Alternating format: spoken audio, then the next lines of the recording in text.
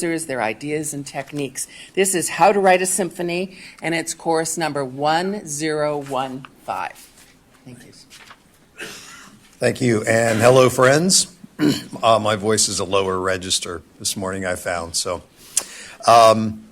this course is like a lot of my courses, like all of my courses for Encore, really based on the idea of exploring and listening and responding to the people in the class, which leads to really interesting discussions about things. And what I feel I specifically bring to the table is sort of in-depth knowledge and engagement with the nuts and bolts of music making with an orchestra.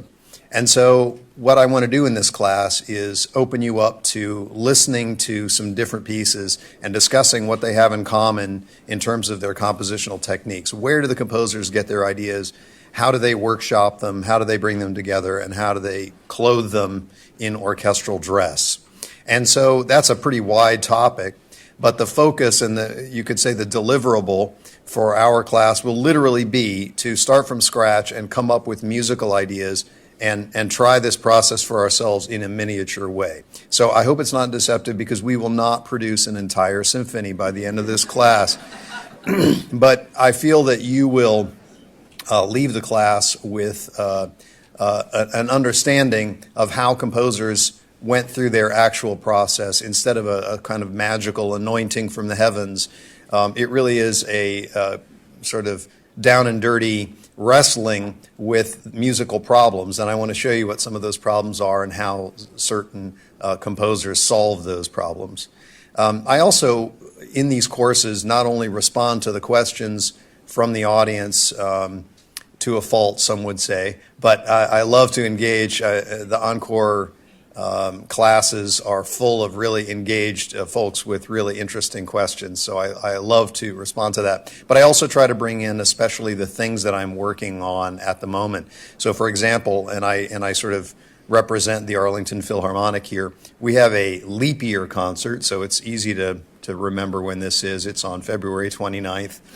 And the concept of it is timelessness. And so all the pieces sort of have in them something to do with the way time is distorted in music, or the way that composers were dealing with earlier time periods and reflecting these back. So some of the compositions include the ancient airs and dances of Ottorino Respighi.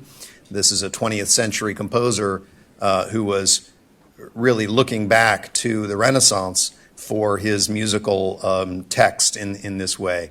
Another example is the Prayer of St. Gregory by Hovhannes, an American 20th century composer that really harkens back to chant. And so this concert this is the music that's kind of running through my head, the soundtrack that's running through my head right now, and that's the kind of thing that I would bring to you so that we can deconstruct it and talk about it. There are, in the feedback that I've gotten, which I also always appreciate, I teach at George Washington University, and I get feedback, and it's of much lower quality than the feedback that I get from the Encore. And so I take that very seriously, and sometimes I will get people that say that I go into too much detail. And I have people warn me off as I just tell them to give me the high sign, and then I know I've gone in too deep, But on the other hand, what I want everybody to feel encouraged about these kinds of classes, they really are general knowledge classes. They don't require any specifics. I might show a score and point some things out, but at the same time, if you can't read the music, you're still going to be just fine. Okay, so if you like to come in here, know that you're going to walk out, I think, with more knowledge, but also more questions, and that's fine too. And the course will adapt to the people that are in the course. So come join us. We have some really loyal course members who have taken my classes for many semesters, and it's really a lot of fun. Thank you.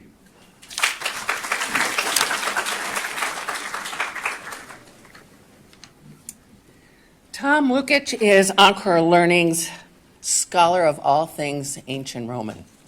This year, he will be teaching, or this term, Pompeii, Vesuvius, and all that this semester. The course will look at the history and the geology around the Neapolitan calders, the eruption, ruins, and recovered artifacts. And this